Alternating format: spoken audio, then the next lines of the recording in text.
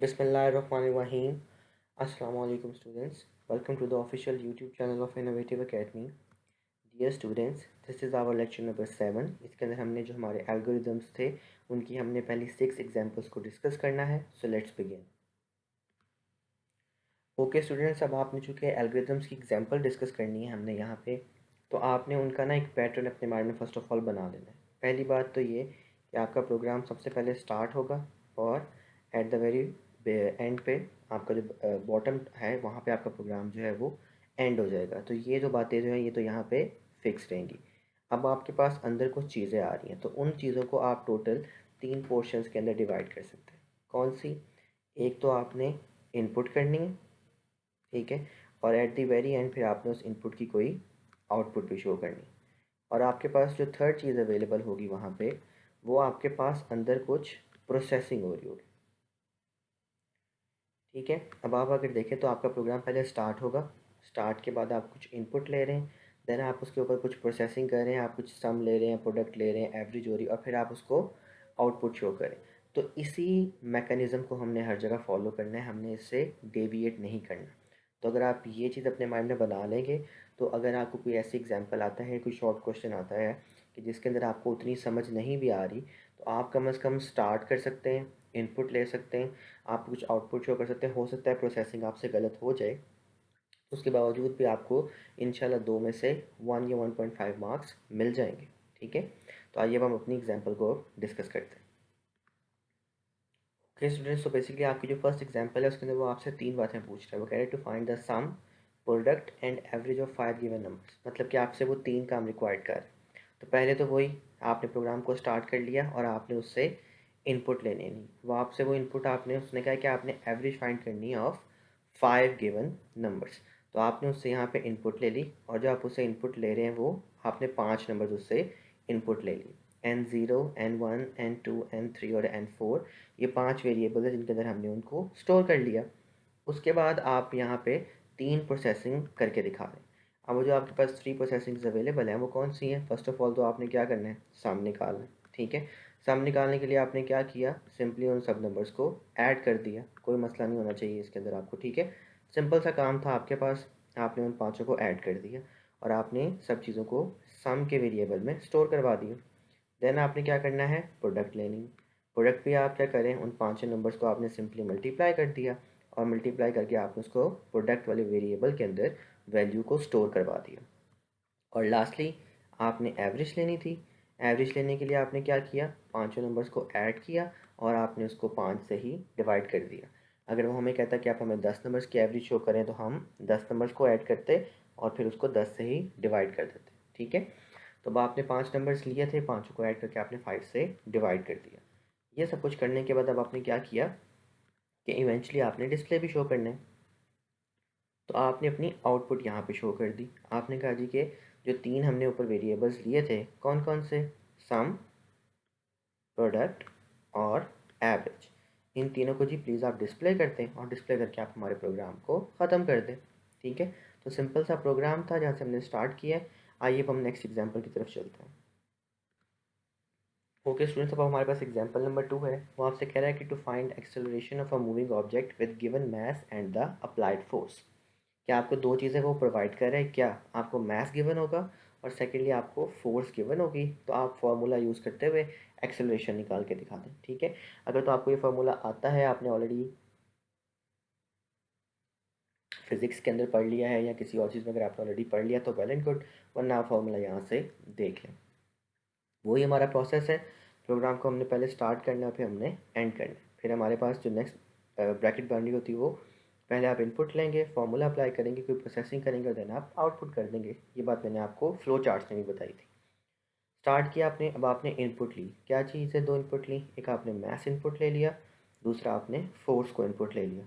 ये लेने के बाद आपने क्या कहा, आपने कहा जी सेट एक्सेलरेशन, एक्सेलरेशन का फॉर्मूला लगा दें. और एक्सेलरेशन का फॉर्मूला क्या होता है, फोर्स डिवाइडेड बाय मास. अब आप फोर्स को मास से डिवाइड करेंगे, जो भी आपके पास वैल्यू आई वो एक्सेलरेशन के वेरिएबल में स्टोर हो गई. आपने एक्सेलरेशन के वेरिएबल को डिस्प्ले कर दिया. डिस्प्ले करने के बाद आपने अपने प्रोग्राम को एंड कर दिया. ठीक है, तो सिंपल सी आपकी एग्जांपल थी. आइए नेक्स्ट एग्जांपल की तरफ चलते हैं. ओके वगैरह अगर आप अपनी एग्जांपल नंबर 3 देखें तो उसमें भी आपको वॉल्यूम ऑफ अ क्यूब बता रहा है, आपकी वही प्रोसेसिंग है। आप प्रोग्राम को स्टार्ट करते हैं, इनपुट लेते हैं, वॉल्यूम का फार्मूला अप्लाई करते हैं जो कि तीनों दफ़ा साइड को आपने मल्टीप्लाई करना होता है, और जो भी वेरिएबल में यहाँ पे वैल्यू आई उसको आपने आउटपुट करके प्रोग्राम को एंड कर दिया। बड़ी सिंपल सी ये एग्जाम्पल थी आपके पास। दैन अगर आप अब मूव ऑन करें एग्जाम्पल नंबर 4 की तरफ, एरिया ऑफ अ पैरेललोग्राम का, वही आपने प्रोग्राम को स्टार्ट किया, आपने नंबर्स इनपुट ले लिए, दो वैल्यूज़ आप उससे इनपुट लेंगे क्योंकि पैरेललोग्राम के अंदर बेस और हाइट ही आ रही होती। तो आपने बेस भी उससे पूछ ली, जिसको आप विड्थ भी कह देते होते हैं कभी कभार, और आपने हाइट भी पूछ ली। आपने सिंपली उनको मल्टीप्लाई कर दिया, एरिया आ गया, आपने एरिया को आउटपुट कर दिया और प्रोग्राम को आपने एंड कर दिया। ठीक है, तो पहली 4 एग्जांपल्स आपकी एक तरह की हैं। अब आपकी जो एग्जांपल नंबर 5 है और 6 है, ये थोड़ी सी हट के हैं, तो आइए अब इनको डिस्कस करते हैं। ओके, अब आपकी जो एग्जांपल नंबर 5 है उसके अंदर भी जो मैकेनिज्म आप फॉलो करें वो तो सिमिलर वैसा ही है। वो आपसे क्वेश्चन ये कर रहा है कि आप display the larger one out of the given 3 numbers, कि वो आपको 3 नंबर्स देगा और उसमें से जो सबसे बड़ा नंबर है उसको आपने स्क्रीन के ऊपर डिस्प्ले करता है। प्रोसेसिंग तो आपकी बिल्कुल वैसी है। आपने प्रोग्राम को स्टार्ट किया, देन आपने इनपुट लिया, देन आपने कुछ प्रोसेसिंग की, देन आपने जो रिज़ल्ट आया उसको आउटपुट की फॉर्म में शो कर दिया और फिर आपने प्रोग्राम को एंड कर दिया। अब इसकी प्रोसेसिंग जो है वो थोड़ी सी समझने वाली। आपने प्रोग्राम को स्टार्ट करके आपने 3 नंबर्स तो इनपुट ले लिए क्योंकि उसने आपसे यहाँ पे बात भी 3 नंबर्स यही की थी। देन वो आपको कह रहा है कि जो पहला द फर्स्ट नंबर है आपके पास,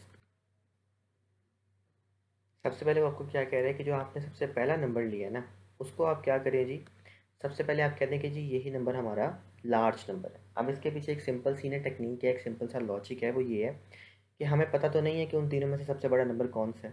ठीक है, मशीन को नज़र भी नहीं आ रहा हमारे पास, तो हम क्या करते हैं, हम कहते हैं जी कि जो सबसे पहला नंबर है ना, आप उसको बड़ा नंबर ले लें, और उसको लेने के बाद आप क्या करें, उस नंबर को ना बाकी हर नंबर से कंपेयर करने लग जाएं बारी बारी। अगर तो कोई नंबर ऐसा आता है जो हमारे जिस नंबर को हमने लार्ज कहा था, अगर वो उससे बड़ा है तो आप उनकी जगह चेंज कर दें और जो नया नंबर आया है उसको सबसे लार्जर नंबर कह दें, और अगर नहीं होता तो आप आगे मूव ऑन करें। अब देखें, नेक्स्ट स्टेप के अंदर वो आपसे कहता है कि अगर जो हमारे पास N1 है, जो हमारे पास दूसरा नंबर था, अगर वो लार्जर है, ठीक है, अगर वो बड़ा है हमारे पास जिस नंबर को हमने लार्ज कहा था उससे, तो आप क्या करें, सेट लार्ज टू N1। अब अभी स्टेप 3 के अंदर जो लार्ज नंबर कौन सा था, N0। वो कह रहा है कि अगर तो अगला नंबर ज़्यादा बड़ा है उससे जिसको हमने लार्ज कहा हुआ था, तो आप जो नया नंबर आया है उसको प्लीज़ रिप्लेस कर दें।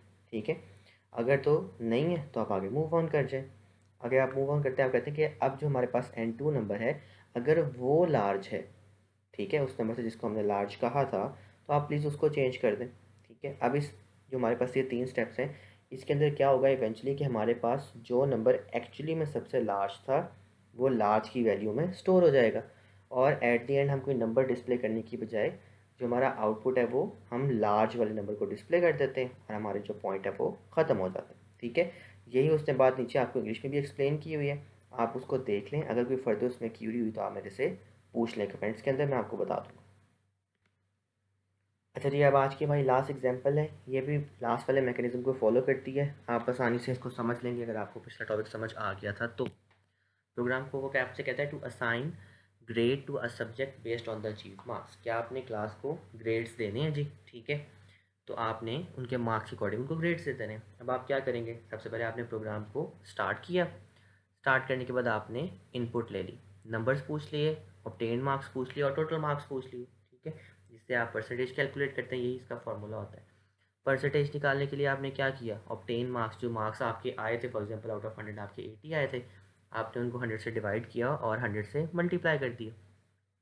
अब नीचे ये यहाँ पे एक इफ़ एल्स की लूप आपको लगा के दिखा रहा है। अगर आपको इफ़ एल्स की लूप समझ आती है तो वेल एंड गुड, अगर नहीं आती है तो कोई परेशानी वाली बात नहीं है। अब आपको कहता है कि अगर तो परसेंटेज जो है वो 80 से बड़ी है तो आप ग्रेड ए प्लस दे दें, अगर परसेंटेज 70 से ज़्यादा है तो ए दे दें, अगर 60 से ज़्यादा है तो बी दे दें, अगर 50 से ज़्यादा है तो सी दे दें, अगर 40 से ज़्यादा है तो डी दे दें, और अगर परसेंटेज 33 से ज़्यादा है तो ई दे दें, वरना आप बच्चे का ग्रेड जो है वो एफ़ पे सेट कर दें और आपका जो यहाँ पर लॉजिक है वो ख़त्म हो जाता है। ठीक है, तो बड़ा ही सिंपल सा प्रोग्राम है ये, लेंथी लगता है लेकिन बड़ा सिंपल है और काफ़ी इंपॉर्टेंट भी है। तो यहाँ पे आज हमारा लेक्चर जो है वो वाइंड अप हो रहा है। Thank you so much. अल्लाह हाफिज़।